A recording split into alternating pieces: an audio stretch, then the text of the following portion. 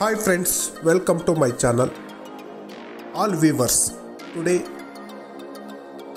I will show special place, historical place.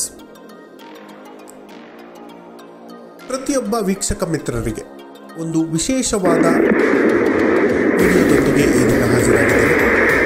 ಸ್ನೇಹಿತರೆ, ನಮಗೆಲ್ಲರಿಗೂ ಗೊತ್ತಿದೆ, ಉತ್ತರಾಖಂಡ ದೇವಭೂಮಿ ಅಂತ ಕರೀತಾರೆ. ಬದರಿನಾಥ, ಕೇದಾರನಾಥ, ಯಮುನೋತ್ರಿ, ಗಂಗೋತ್ರಿ ದೇವಾಲಯಗಳಿದೆ. ಅದರಲ್ಲೇ ವಿಶೇಷವಾಗಿ ಕೇದಾರನಾಥ ದೇವಾಲಯ. ಕೇದಾರನಾಥ ದೇವಾಲಯದ ಇತಿಹಾಸವೇ ರೋಚಕ.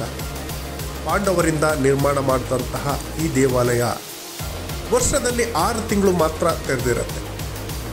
ಉಳಿದ ಸಮಯದಲ್ಲಿ ಮುಚ್ಚಿರುತ್ತೆ ಭಾರೀ ಹಿಮಪಾತದಿಂದ. ಜೀವನದಲ್ಲಿ ಒಮ್ಮೆಯಾದರೂ ಕೇದಾರನಾಥನ ದರ್ಶನ ಪಡಿಬೇಕು ಅಂತ ಪ್ರತಿಯೊಬ್ಬರ ಆಸೆ ಇರುತ್ತೆ. ಕೇದಾರನಾಥ ದೇವಾಲಯ ಒಂದೇ ಕೇದಾರ ಇರೋದ? ಖಂಡಿತ ಇಲ್ಲ.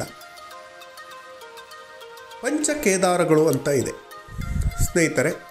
ಕೇದಾರನಾಥ, ಮಧ್ಯಮಹೇಶ್ವರ, ತುಂಗನಾಥ, ರುದ್ರನಾಥ, ಕಲ್ಪೇಶ್ವರ ಅಂತ ಹೇಳಿ 5 ಕೇದಾರಗಳಿದೆ. 5 ಕೇದಾರಗಳಿಗೂ ತನ್ನದೇ ಆದಂತಹ ವಿಶಿಷ್ಟ ಇತಿಹಾಸ ಇದೆ. ಈ 5 ಕೇದಾರಗಳನ್ನು ನಮ್ಮ ಕರ್ನಾಟಕದ ಹೆಮ್ಮೆಯ ಶೃಂಗೇರಿ ಮಠವನ್ನು ಸ್ಥಾಪನೆ ಮಾಡಿದಂಥ ಶಂಕರಾಚಾರ್ಯರೇ ಸ್ಥಾಪನೆ ಮಾಡಿರೋದು ವಿಶೇಷ. ಪ್ರತಿಯೊಬ್ಬರೂ ಕೂಡ ಈ ಕೇದಾರನಾಥಗಳಿಗೆ ಹೋಗೋಕ್ಕಾಗಲ್ಲ. ದೇವರಿಂದ ಕರೆ ಬಂದಾಗ ಮಾತ್ರ ಹೋಗಲು ಸಾಧ್ಯ. ಇಂತಹ ಪಂಚಕೇದಾರಗಳಲ್ಲಿ ಒಂದಾದಂತಹ ತುಂಗನಾಥ ದೇವಾಲಯದ ದರ್ಶನ ಈ ದಿನ ಮಾಡಿಸ್ತೀನಿ. ಅದರಲ್ಲೂ ಬೇರೆ ಎಲ್ಲ ಯೂಟ್ಯೂಬರ್ಗಳು ಮಾಡಿಸೋದಕ್ಕಿಂತ ವಿಶಿಷ್ಟವಾಗಿ ಮಾಡಿಸೋಣ ಅಂತ ತುಂಗನಾಥ ದೇವಾಲಯದ ಡ್ರೋನ್ ವ್ಯೂ, ಏರಿಯಲ್ ವ್ಯೂನ ಈ ದಿನ ತೆಗೆದುಕೊಂಡು ಬಂದಿದ್ದೀನಿ. ಪ್ರಕೃತಿಯ ವೈಚಿತ್ರ್ಯ, ಸೊಬಗು ಯಾವ ಥರ ಇದೆ ಅನ್ನೋದ್ರ ಬಗ್ಗೆ ನೀವು ನೋಡ್ಬೋದು. ಸ್ನೇಹಿತರೆ, ತುಂಗನಾಥ ದೇವಾಲಯದ ವಿಶೇಷತೆ ಏನಂದರೆ, ಪ್ರಪಂಚದ ಅತಿ ಎತ್ತರದ ಶಿವ ದೇವಾಲಯ ಇರೋದು ತುಂಗನಾಥದಲ್ಲಿ. ಇಷ್ಟು ಎತ್ತರದಲ್ಲಿ ಶಿವ ದೇವಾಲಯ ಇರೋದು ಪ್ರಪಂಚದಲ್ಲಿ ಯಾವುದೇ ಸ್ಥಳದಲ್ಲಿ ಇಲ್ಲ. ಅಂತಹ ಅದ್ಭುತ ಇದು. ಸುಮಾರು 6 ಕಿಲೋಮೀಟರು ಕಠಿಣ ಟ್ರಕ್ಕಿಂಗ್ ಮೂಲಕ ಈ ದೇವಾಲಯಕ್ಕೆ ಹೋಗಬೇಕು. ತುಂಗನಾಥದಿಂದ ಮತ್ತೆ 1.5 ಕಿಲೋಮೀಟರ್ ಹೋದರೆ ಚಂದ್ರಶಿಲಾ ಅನ್ನೋ ಪರ್ವತ ಸಿಗತ್ತೆ. ಅಲ್ಲಿ ಹಿಮಾಲಯದ ಎಲ್ಲ ಪರ್ವತಗಳನ್ನು ಏಕಕಾಲದಲ್ಲಿ ನೋಡುವಂಥ ಅದ್ಭುತವಾದ ದೃಶ್ಯಗಳು ಸಿಗತ್ತೆ. ನಿಮಗೆ ಯಾವುದೇ ಸಮಸ್ಯೆಗಳಾಗಿದ್ದರೆ ಆ ಸಮಸ್ಯೆಗಳಿಂದ ಪೂರ್ಣ ಪರಿಹಾರವನ್ನು ಕೊಡುವಂತಹ ಅದ್ಭುತವಾದ ಕ್ಷೇತ್ರ ಅಂತಲೇ ಹೇಳ್ಬೋದು. ಸ್ನೇಹಿತರೆ, ಪಾಂಡವರು ತಮ್ಮ ಬಂಧುಗಳನ್ನು ಏನು ಕುರುಕ್ಷೇತ್ರ ಯುದ್ಧದಲ್ಲಿ ಸಾಯಿಸಿರ್ತಾರೆ. ಅಣ್ಣ ತಮ್ಮಂದು, ಅವರ ಅಣ್ಣ ಕರ್ಣ ಇರ್ಬೋದು, ದುರ್ಯೋಧನ, ಅವರ ಬಂಧು ಬಳಗವನ್ನು ಹೊಂದಿರೋದ್ರಿಂದ ಅವರಿಗೆ ಶಾಪ ಬರುತ್ತೆ. ಆ ಶಾಪ ವಿಮೋಚನೆಗಾಗಿ ಅವರು ಮೊದಲು ಕಾಶಿಗೆ ಹೋಗ್ತಾರೆ. ಕಾಶಿಯಲ್ಲಿ ಹೋದಾಗ ಪರಮಶಿವ ಇವರ ಮೇಲೆ ಕೋಪಗೊಂಡು ಅಲ್ಲಿ ಸಿಗೋದಿಲ್ಲ. ಅಲ್ಲಿಂದ ಅವರು ಶಿವನನ್ನು ಹುಡ್ಕೊಂಡು ಗುಪ್ತ ಕಾಶಿಗೆ, ಈಗಿರುವಂಥ ಗುಪ್ತ ಕಾಶಿಗೆ ಹೋಗ್ತಾರೆ.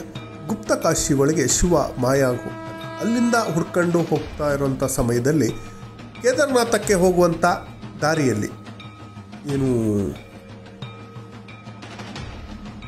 ಗೌರಿಕುಂಡ ಅಂತಿದೆಯಲ್ಲ, ಅಲ್ಲಿ ಶಿವನ ಕುರುಹು ಪತ್ತೆ ಆಗತ್ತೆ.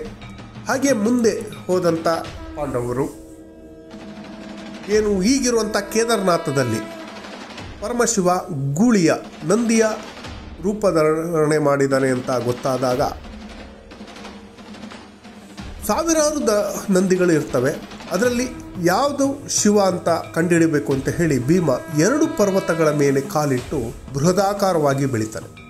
ಬೆಳೆದಾಗ ಎಲ್ಲ ಹಸುಗಳು ಭೀಮನ ಕಾಲಡಿ ನುಗ್ಗಿ ಹೋಗ್ತವೆ. ಆದರೆ ಒಂದು ಹಸು ಮಾತ್ರ ಏನು ನಂದಿ ನುಗ್ಗಿ ಹೋಗಲ್ಲ.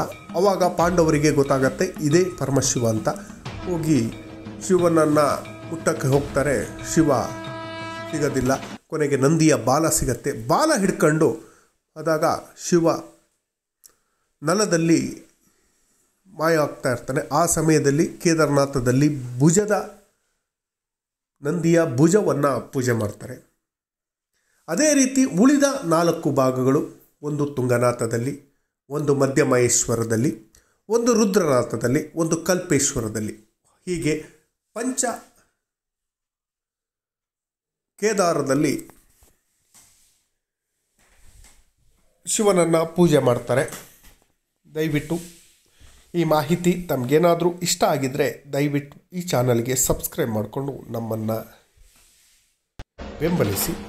ಸ್ನೇಹಿತರೆ, ನೀವು ನೋಡ್ಬೋದು ಎಷ್ಟೋ ಲಕ್ಷಾಂತರ ಭಕ್ತರು ಭೇಟಿ ನೀಡ್ತಾರೆ. ಕೇದಾರನಾಥ ಇರ್ಬೋದು, ಬದ್ರಿನಾಥ ಇರ್ಬೋದು, ಯಮುನೋತ್ರಿ ಇರ್ಬೋದು, ಗಂಗೋತ್ರಿ ಇರ್ಬೋದು, ಪ್ರತಿಯೊಂದು ದೇವಾಲಯಗಳಿಗೂ ಭೇಟಿ ಕೊಡ್ತಾರೆ. ಅದೇ ರೀತಿಯಲ್ಲಿ